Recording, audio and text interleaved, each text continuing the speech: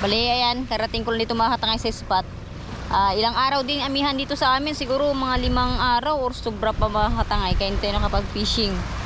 So buti ngayon, medyo kumalma-kalma ng konti, nag-less mga katangay yung yung hangin. So naglakad lang pupunta ito sa spot, itatry natin.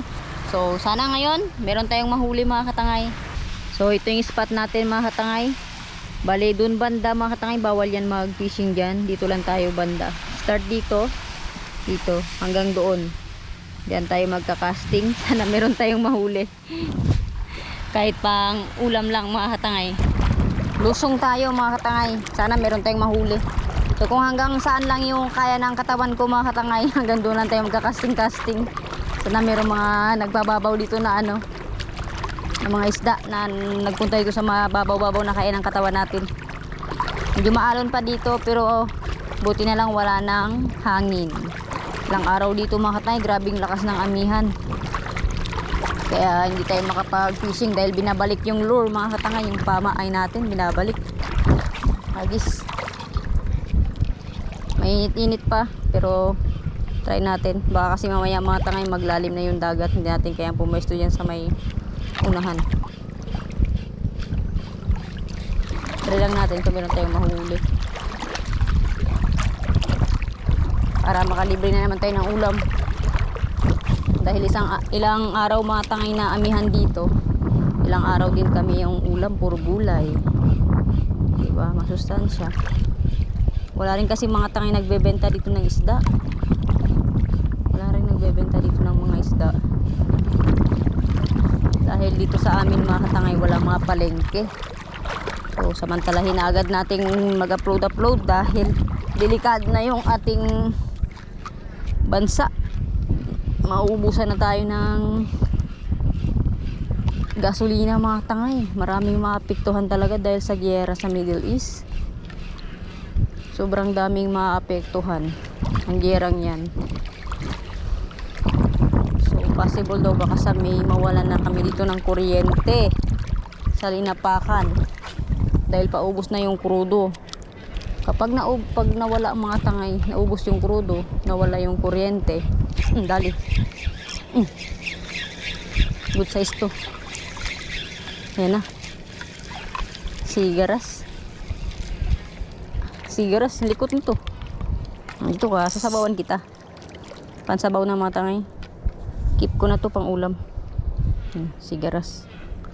Ay, nakalimutan ko yung aking yung aking gloves mga tangay. Pinaka-importanting bagay na ginagamit natin sa fishing.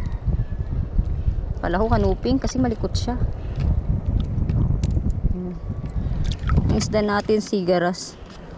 So balik tayo mga katangay sa pinag-uusapan nga natin. Kinukwento ko pala. So ayun nga, magkakaubusan na ng gasolina dahil nga sa giyera. Possible pag nawala dito ng kuryente, mawala ng krudo, mawala ng gasolina, mawawalan din mga tangay ng signal. Kasi yung signal dito, kapag walang krudo, wala ring signal. So mangyayari niyan, wala tayong magiging upload. Hindi natin alam kung hanggang kailan. Pero sana wag namang mangyari. Ang pagkakalam ko, nakikipag-coordinate yung yung Pilipinas sa Malaysia at Bahrain ba yun? Bahrain yata mga katangay. Nakikipag-coordinate sila na kung pwede ay sila muna yung mag-ano lang sa atin, yung mga bansa na yun mga katangay, para kahit papano hindi rin maano yung Pilipinas kasi sobrang daming maapektuhan. Yung mga hanap buhay, pangunahing hanap buhay ng mga taga Pilipinas ay pangingisda. So ang mangyayari dito, sayang, strike lang. Ang mangyayari mga katangay, kapag ka nawala na ng gasolina dito sa supply ng gasolina sa Linapakan,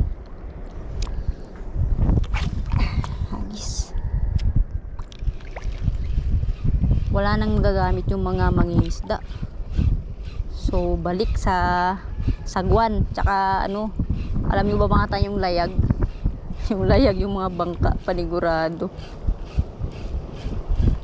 Tapos sa pagkain, yung bigas nagmahal na dito. Tapos ngayon yung gasolina, parang tatakbo daw ng 500 per galon. Per galon kasi mga tayong gasolina dito sa amin yung ibebenta. Isang galon, kalating galon, ganun. So, yun, magmamahal. Sana talaga pumayag yung Malaysia tsaka yung isang bansa na mag-supply ng ano dito sa Pilipinas. Sana mayroon pa tayong madagdag. Meron tayo nadaling sigaras. Kahit puro sigaras lang. Hindi na tayo makakapwesto doon mga tangay sa malapit sa Bahura. So dito na lang tayo ikot-ikot sa mabababaw. Sakaya lang ng ating katawan, nakagisan.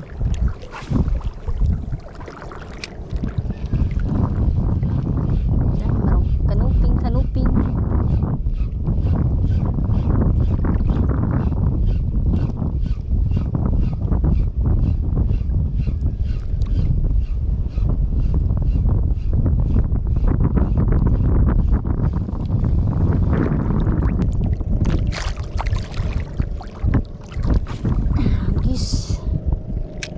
Palalim na ng palalim yung napupuntahan natin at medyo maalon pa.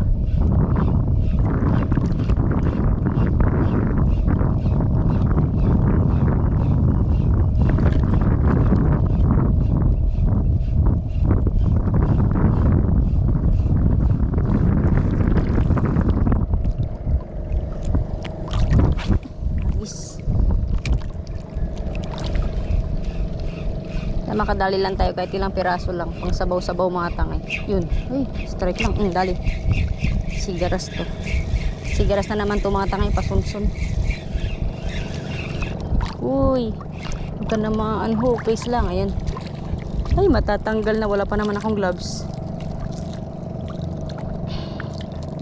Kang matatanggal, please lang, huwag kang matatanggal. Wala pa naman akong gloves. Madulas kasi itong mga tangay na isda. Yung sigaras. Ay, nakadalawang piraso na tayo. Ayos. Pag marami tayong nahuling ganito, nandyan na rin mga tangay si tatay. Siya siguro yung magluluto nito. Tatay gusto nito sa mga islang ganito, paksiw or sigang. Sigang ang masarap talaga dito mga tangay sa sigaras. So dati hindi ako kumakain ng ganitong isda dahil kita nyo naman yung kanyang itsura, para siyang ahas mga tangay, diba? Ay, nakadalawa na tayo.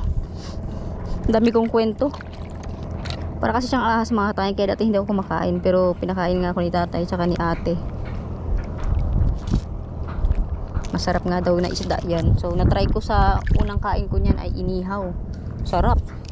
Tapos yung sigang prito. Doon, nagustuhan ko talaga mga tayong lasa ng isda na yan. Hagis rin. Sana matry nyo rin kung hindi nyo pa natatry yung isdang ganito. Kahit itong mga isda lang yung mahuli natin, okay lang.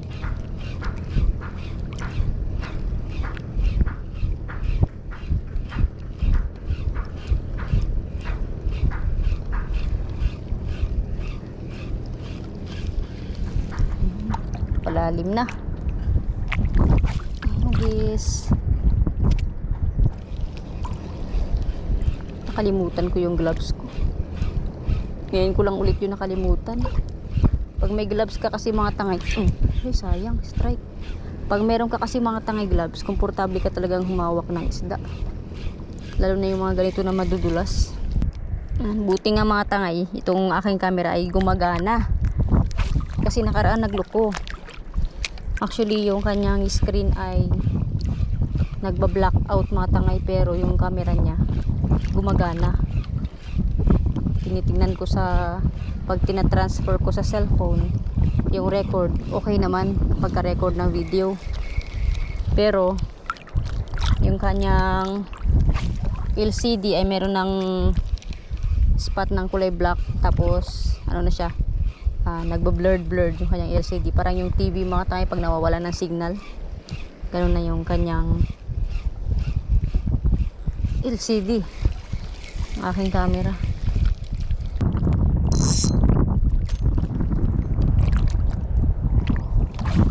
Nakatiin na ako mga tangay. Nakadali tayo ng 10 piraso sigaras sa uwi. pawikan, no? May pawikan mga tangay dito. Paikot-ikot sa akin. Laki. Dali, sigaras na naman to. Ang lumaban, huwag kang ma-unhook. Please lang. Kaya na. Dali mga tangay, pangatid na.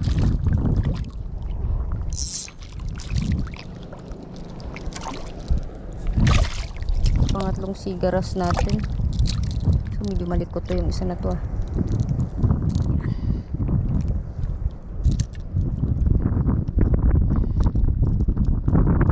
Hihi. Sakto lang yung mga size dito mga tayo ng sigaras. Buti talaga meron. Season siguro nila ngayon. Ayos, nakatatlo na tayo. Sana talaga ma-resolve yung problema ng Pinas. Kasi sobrang daming maapektuhan mga katangay kapag ka nawala ng supply ng krudo at ng gasolina dito sa Pilipinas. Lahat halos maapektuhan. Trabaho. Iba na lang kung may solar. Wala rin naman tayong pambili mga katangay ng solar. Hindi rin natin alam kung magkano yung solar. Baka mahal din. Nakatatlo na tayo. So yung iba dito, yung mga kapitbahay ko, nagbabalak ng bumili ng mga solar. Halos ulit. Dahil yun yan, nangangamba na sila mga kapitbahay sa posibleng mangyari in the future dahil sa giyera. Grabe, no? Sana mag-ano na lang, magpakumbaba na lang yung dalawang bansa para matigil na yung giyera. Kasi marami talagang naapektuhan. Sobrang daming maapektuhan mga katangay.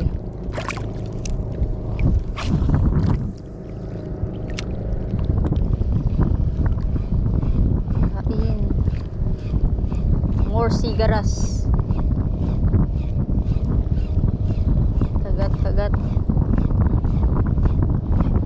Ay, strike lang. Dali. Yun, napuruhan natin. Sigaras na naman nga. Uy, huwag kang ma-unhook. Silok siya mga tangay. Sigaras na naman. Matatanggal na. Huwag naman sana. Nag-strike na siya, eh. Ayan. Dali. Ayos. Okay lang kahit puro ganito mga tangay mahuli ko. Ay ko. Ari ko. Huwag naman sana. Bitawan ko na lang mga tangay. Delikado, eh. Wala akong gloves. Ko agad-agad mapiga. Delikado kasi yung isda na to. Matatanggal na siya.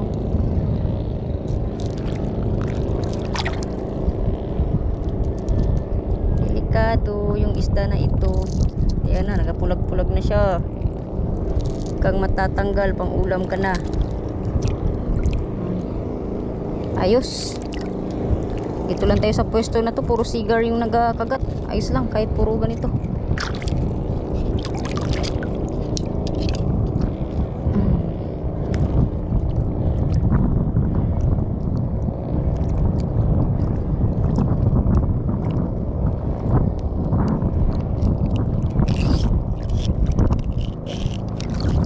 Ayos, oh, matay. 4 na. Puro sigaras. Hirap, pati yung mga gulay, mga bigas, mga tangay, nagmahalan na ngayon pagdating daw ng barko. Kasi nga, nagmahal na yung gasolina.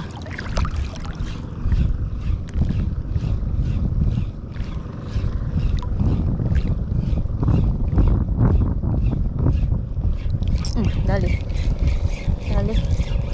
Uy, huwag ka nang, na-unhook pa. Sayang, na-unhook pa mga tangay. Na-unhook, sinabit niya sa damo, tas na-unhook yung isda yata, eh.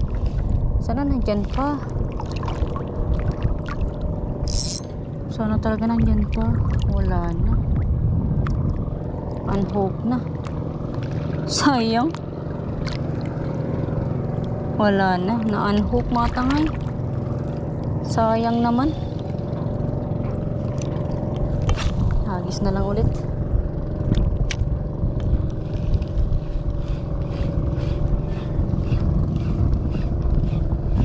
Ito lang yung nakakapagod talaga. Pag, dalit. Huwag ka naman, Hope. Please lang.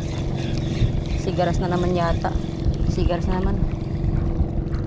So yung nakakapagod lang dito mga tangay, pag namingwit ka ng lumulusong, syempre mangalay talaga, maghagis-hagis.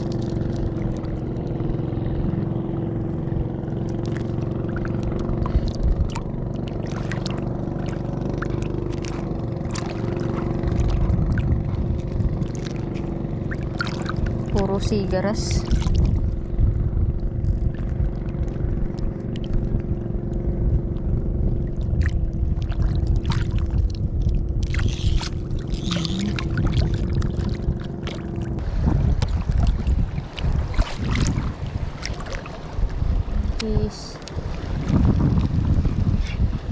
Fish on. Fish on ang damo.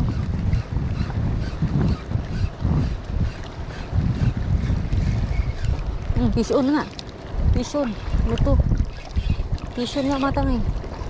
Sinabit niya pa. Ay, mahirap dito. Unang-hit na naman. Ayun, dyan pa yung isda. Yan pa yung isda. Sana wag kang makawala. Please lang. Ayun oh. Snapper mga tangay. Ayos, good size. Whoops. Snapper. Dito natin napahagat to sa gilid. Good size mga tangay. Ayos.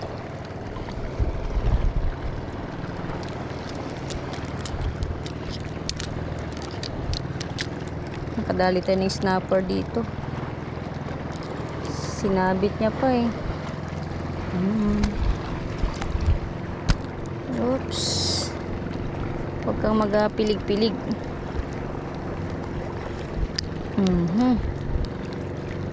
Tayo, snapper. Huwag natin dito sa gilid.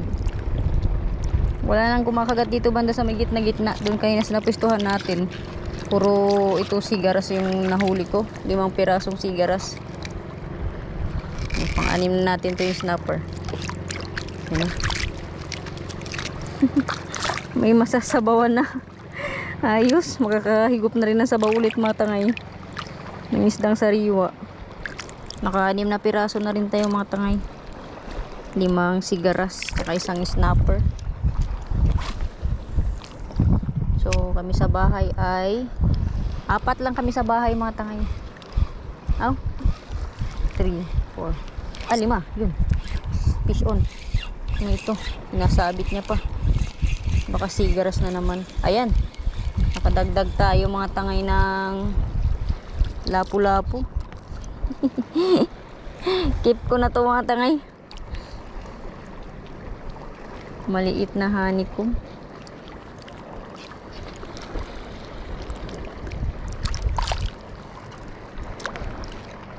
Kunin ko na ito. Magsabaw din mga tangay.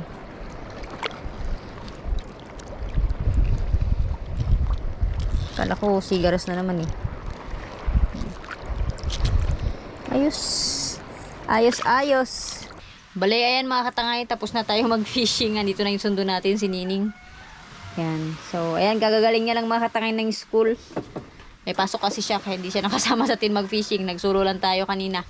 So, meron din kahit pa paano. Meron din tayong nahuli mga katangay na pang ulam. Sasabawan natin yan mamaya pagdating ng bahay. Masarap ito mga katangay pang sabaw. Ito yung nahuli ko. Yan. Kinip ko na to yung maliit na lapu-lapu. Tapos 1 snapper. Tsaka 5 sigaras na sakto lang din yung mga sizes nila mga katangay. Yan. Masarap yan pang sabawan natin. So diba kahit pa paano meron din tayong nahuli. So na-miss ko mga katangay yung ganyang isda. So uwi na tayo. Pupunta tayo ng bayan. Buti na lang sinundo tayo ni kasi malayo-layo rin na lakad natin mga katangay. Papunta dito 20 minutes din. Papunta yung lakad. Papunta dito sa sitio na to. Pero nakakabit lang to mga katangay sa bayan. Malapit lang din naman. So nakakatakot minsan may mga dadaanan akong unggoy dyan na malalaki mga katangay. So natatakot din sa mga unggoy dyan sa may daanan. So ayan, nakaready na si Nining. At buti na lang sinundo niya ako.